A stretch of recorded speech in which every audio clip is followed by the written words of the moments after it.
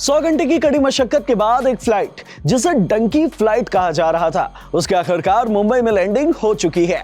बताया जा रहा था कि जब इस फ्लाइट ने उड़ान भरी थी तो इसमें 303 इंडियन पैसेंजर्स सवार थे, लेकिन 26 दिसंबर की सुबह जब इस फ्लाइट ने मुंबई में लैंड किया तो इसमें 276 पैसेंजर ही ट्रेवल कर रहे थे, यानी कि करीब 27 पैसेंजर वापस भारत नहीं लौटे।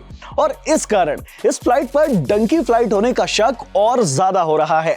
तो चलिए आपको इस फ्लाइट और इस फ्लाइट में सवार लोगों के 100 घंटे तक फ्रांस में क्या हुआ आपको बताते हैं। साथ ही आपको यह भी बताने की कोशिश करते हैं कि डंकी फ्लाइट आखिरकार क्या होती है, जिसके शक में इस फ्लाइट को 100 घंटे के लिए फ्रांस में रोक दिया गया। Hello everyone, I am Himanshu and you are watching Uncut. शुरुआत करते हैं डंकी फ्लाइट से। देखिए, डंकी फ्लाइट का मतलब किसी प्लेन से नहीं है, बल्कि एक रूट से है। शाहरुख खान की फिल्म आने के बाद आपको ये तो समझ में आ गया होगा कि डंकी यानी कि इलीगल तरीके से किसी देश में घुसना, और इसी अवैध रास्ते को अपनाकर विदेश में जाने को ही डंकी फ्लाइट कहा जाता है। अब अलग अलग देशों को लेकर इस डंकी फ्लाइट का रास्ता अलग अलग हो सकता है, लेकिन भारत के जो लोग ज्यादातर अमेरिका या कनाडा में डंकी मारते हैं, उनके लिए सबसे आसान रास्ता होता है मैक्सिको के जरिए अमेरिका में घुसना या फिर कनाडा के बॉर्डर से अमेरिका में एंट्री लेना। अब मैक्सिको जाने के लिए लोग सेंट्रल अमेरिका के देश निकारागुआ को सबसे ज्यादा पसंद करते हैं, क्योंकि यहां से निकलकर जाना आसान हो जाता है। और इसी तरह के इलीगल इमिग्रेंट्स की मदद के लिए कई सारे कार्टेल भी निकारागुआ में काम करते हैं। अब यहीं से 100 घंटे के बाद मुंबई लौटी इस फ्लाइट की पूरी कहानी शुरू होती है।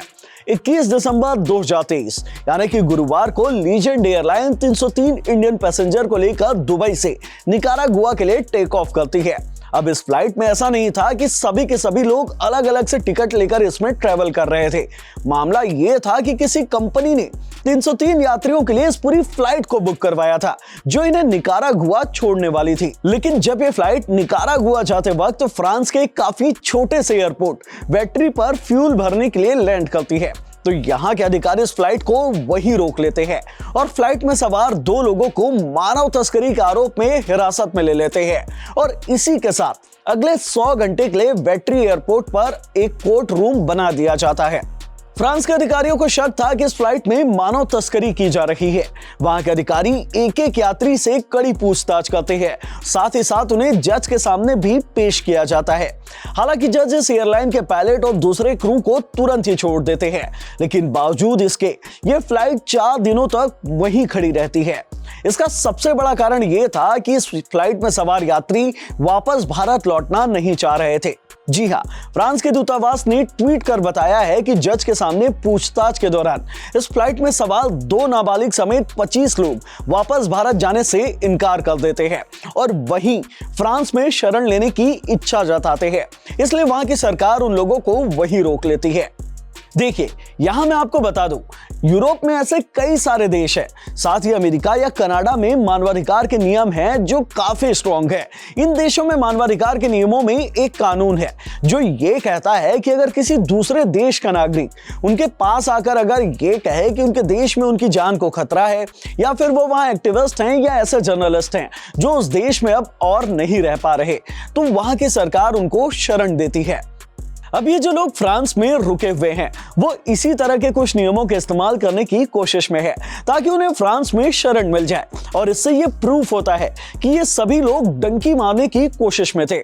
अब फ्लाइट में बचे दूसरे लोग भी भारत वापस लौटना नहीं चाह रहे थे। ये सभी लोग निकारागुआ जाना चाह रहे थे, लेकिन फ्रांस की सरकार को इन पर शक हुआ और इन्हें वापस भारत भेज दिया।